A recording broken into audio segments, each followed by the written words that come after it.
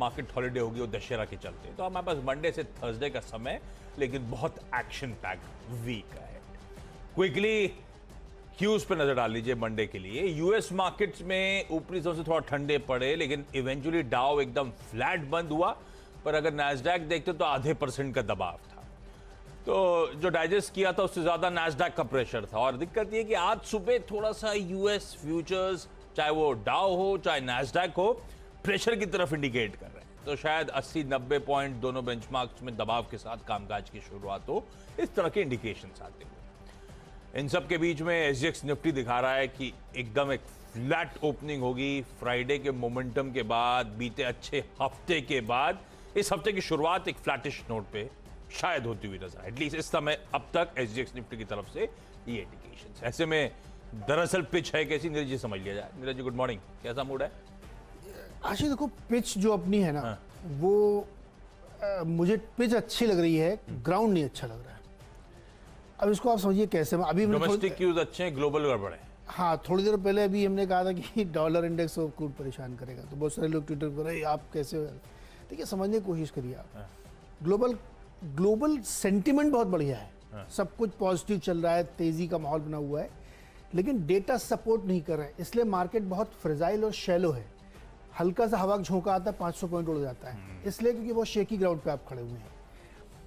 Data point इसलिए खराब कर रहा हूं क्योंकि आपका डॉलर ठीक नहीं है, क्रूड ठीक नहीं है, बॉन्ड यील्ड ठीक नहीं है, बहुत सारे फंडामेंटल्स गड़बड़ा गए हैं। जॉब डेटा अच्छा नहीं है, इन्फ्लेशन बढ़ के आएगा, इस हफ्ते जो नंबर्स आएगा वो और ज़्यादा एलिवेटेड होगा क्योंकि सप्लाई चेन की दिक्कत आई। इंडिया में जब आप इसको रेप्लिकेट करते हो तो केवल दो ही चीज़ें यहाँ पे परेशान करी, बॉन्ड वाली। लेकिन बॉन्ड से इसलिए दिक्कत नहीं है क्योंकि आरबीआई को लग रहा है कि ये सब बागों में बाहर है, कोई दिक्कत ही नहीं है। तो जब उन्होंने कुछ चेंज नहीं किया तो आपकी बॉन्ड 6.3 6.5 पहुँच जाए, कोई फर्क नहीं पड़ता। तो एक तो पॉइंट ये डिस्कार्ड हो गया। अब दूसरा था क्रूड वाला। क्रूड वाले से क्या हो रहा है कि जो डायरेक्ट इम्पैक्टेड कंपनीज हैं, ओएमसीज है, ये सब इमीडिएट पास ऑन कर रही हैं। अब आप 100 रुपये से ऊपर मुंबई में भी पेट्रोल डीजल बिकने लगा है, तो उनकी लाइफ में बहुत असर नहीं पड़ता है। क्रूड के बढ़ने घटने का ओएमसीज की लाइफ में ज़ीरो इम्पैक्ट होता है क्योंकि वो इंटरनेशनल पैरिटी पे प्राइसिंग करते हैं, तो उन पे फ़र्क नहीं पड़ रहा है। जो दूसरी कंपनीज पे फ़र्क पड़ रहा है उनके मार्जिन हिट होंगे, तो ये आपको नतीजों जब आएंगे तब पता चलेगा। तो इसलिए इमीडिएटली कोई सेंटीमेंट नेगेटिव नहीं, इसलिए मुझे लगता है पिच ठीक है। अब रिलायंस ने इतनी 2 बड़ी डील्स की हैं, ये एक बड़ा चेंज है, तो मार्केट के लिए भी एक सपोर्टिव होगा। मुझे लगता है कि स्पेसिफिक आज भी रहें। बहुत सारे स्टॉक मैंने आज ऐसे लिए हैं जो हालांकि सभी बाय वाले हैं मेरे, तो मुझे नहीं लगता कि पिच खराब है आपकी, लेकिन सेंटिमेंट के तौर पे आप देखेंगे तो मार्केट वोलेटाइल रहेगा अब से लेके 18 अक्टूबर तक। बागों में बाहर गा के सुनाओ। ये गाना नहीं है, ये तो है ना, बागों में है तो गाना है। मतलब बागों में बाहर का मतलब गाना सब भी तो कुछ है। ठीक ठाक। मैंने तो शो किया था अड्डा फ्राइडे को कि इकोनॉमी सब ठीक ठाक है। ठीक है, तो अच्छा मैंने थोड़ा सा मिक्स रखा हुआ है।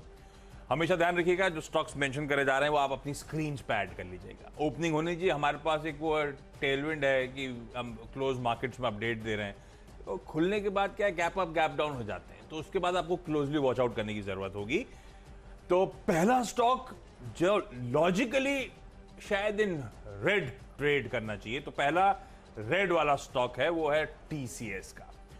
अब ध्यान रखिए, टीसीएस रिजल्ट से पहले बहुत स्ट्रेंथ, इनफैक्ट अक्रॉस आईटी हमने बहुत स्ट्रेंथ आती हुई देखी है इस Q2 नंबर्स से पहले। हुआ क्या, टीसीएस के जो आंकड़े आए वो स्ट्रीट एक्सपेक्टेशन से मिस है। और मेरा मानना है जिस तरह की प्राइसिंग, जिस तरह की वैल्यूएशन, जिस तरह के एक्यूमुलेशन हुए हैं, रूम नहीं था बहुत ज्यादा डिसअपॉइंटमेंट का। तो एटलीस्ट जहां तक Q2 की परफॉर्मेंस है, 4%, 4.1% डॉलर रेवेन्यू ग्रोथ की बात आई, 2.9% मिस है। मार्जिन्स एक्सपेक्टेड था कि भाई लास्ट क्वार्टर वेज हाइक्स हुए थे, इस क्वार्टर वेज हाइक्स नहीं होने, नदारत रहेगा वो एलिमेंट, तो मार्जिन्स 50-60 बेसिस पॉइंट्स बढ़ेंगे, बढ़े केवल 10 बेसिस पॉइंट। एक और मिस है, पिछले कुछ क्वार्टर से डील मोमेंटम बहुत स्ट्रांग था, $9.2 billion last to last quarter, उसके बाद $8.1 बिलियन ठंडा पड़ा था वहां से, अब ठंडा पड़ के और $7.6 बिलियन, तो वो थोड़ा सा एक और डिसअपॉइंटमेंट। और ऊपर से सब कह रहे थे सप्लाई साइड प्रेशर्स टीसीएस सबसे अच्छा मैनेज करता है, पर हुआ क्या, टीसीएस की अट्रिशन भी 11.9% पे पहुंच गई, पिछले 6 क्वार्टर्स में सबसे ऊपर। तो दिक्कतें हैं, सप्लाई साइड रिस्क है। पर ये बात इसलिए मैंने कहा रेड में ट्रेड करेगा, लेकिन गैप डाउन खुला तो भाई दिक्कत ये है कि कमेंट्री तो अच्छी है, कोई दिक्कत नहीं कमेंट्री में, दिक्कत ये है कि हायरिंग नंबर्स बहुत